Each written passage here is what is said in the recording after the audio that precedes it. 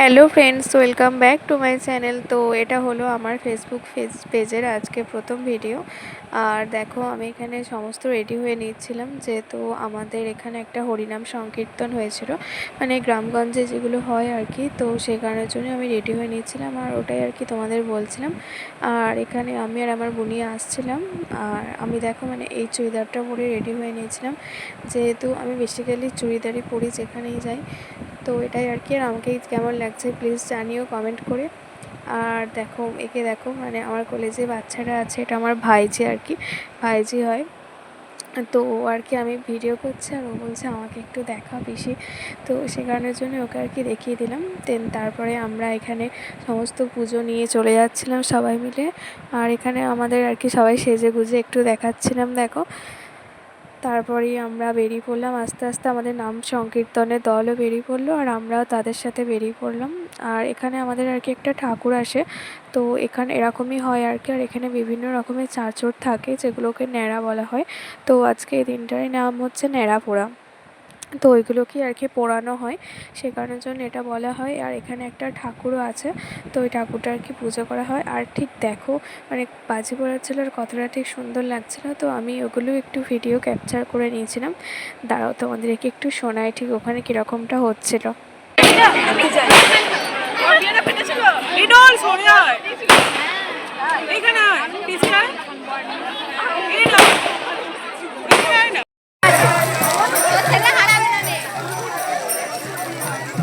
তো তোমরা আশা করি বুঝতে পারলে যে ওখানে ঠিক কীরকম মজা হয়। আর এখানে মানে প্রচুর লোক ছিল, প্রচুর লোকের সমাবেশ ছিল।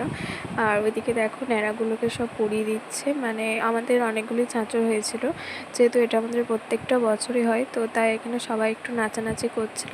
তারপরে আমরা আমাদের হরিনামতলায় চলে এসেছিলাম, এটা হলো আমাদের গ্রামের ঠাকুর। তো এখানে আমাদের মেনলি নাম সংকীর্তনটা হয়। আর এই দেখো আমাদের মহাপ্রভুর স্থান। তো এটাই হলো আমাদের হরিনাম সংকীর্তনের জায়গা। আর মানে দেখো, একটা ঠাকুর এলে মানে এই জায়গাটা যখন আলাদা রকম আসে তখন আলাদা রকম ভিউ হয়। আর এখন ঠিক দেখো কতটা পরিমাণ ভালো লাগছে, তাই না? তো এটাই আর কি, আমি বসে বসে নাম সংকীর্তন শুনছিলাম আর আমার ভীষণ ভালো লাগে এই গানগুলো শুনতে। বেসিক্যালি আমার মানে ঠাকুরের গান শুনতে খুব ভালো লাগে, তো ওগুলো তাই আমি বসে বসে শুনছিলাম আর কি। দেন তারপরে আমাদের এখানে মানে আরেক রকমের হরিনাম সংকীর্তন চালু হলো। আর এখানে দেখো সবাইকে একটু ঠাকুরের একটু তাপ দিচ্ছিলো, তো সেই তাপটাই আমরা একটু নিয়ে নিচ্ছিলাম।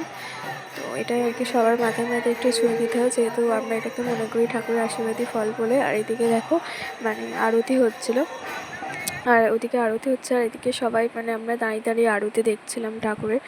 যেহেতু মানে আমাদের এখানে একটা রিচুয়ালস আছে যে একদিকে আমাদের ঠাকুরের ভোগ কীর্তন হয় আর একদিকে আরতি হয়।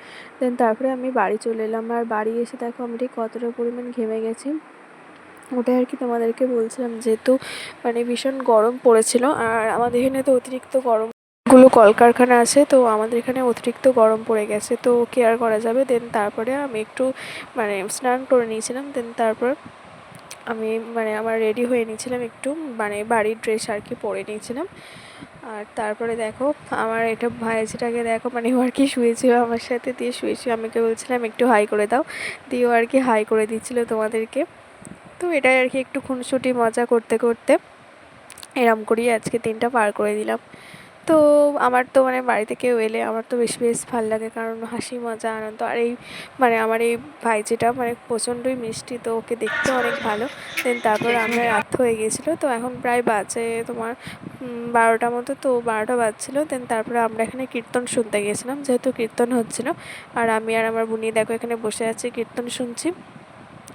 কীর্তন শুনে আমি বাড়ি চলে এসেছি। তো আজকের দিনটা আমার এভাবেই কেটে গেল, মানে হরিনাম সংকীর্তন কীর্তন দেখে। আর ভীষণ ভালো কাটলাম আজকের দিনটা। তো তোমরা জানিও তোমাদের কেমন লাগলো আজকের ব্লগটা। আর আমার ব্লগটা যদি ভালো লেগে থাকে তাহলে অবভিয়াসলি তোমরা আমার পেজটাকে ফলো করে দিও আর আমার ভিডিওগুলো একটু ওয়াচ করো। তো এটাই আর কি, একটা লাইক করো, কমেন্ট করো। তো ঠিক আছে, আজকের মতো টাটা, গুড নাইট সবাইকে। আমি এবার ঘুমাতে যাব, চলো টাটা।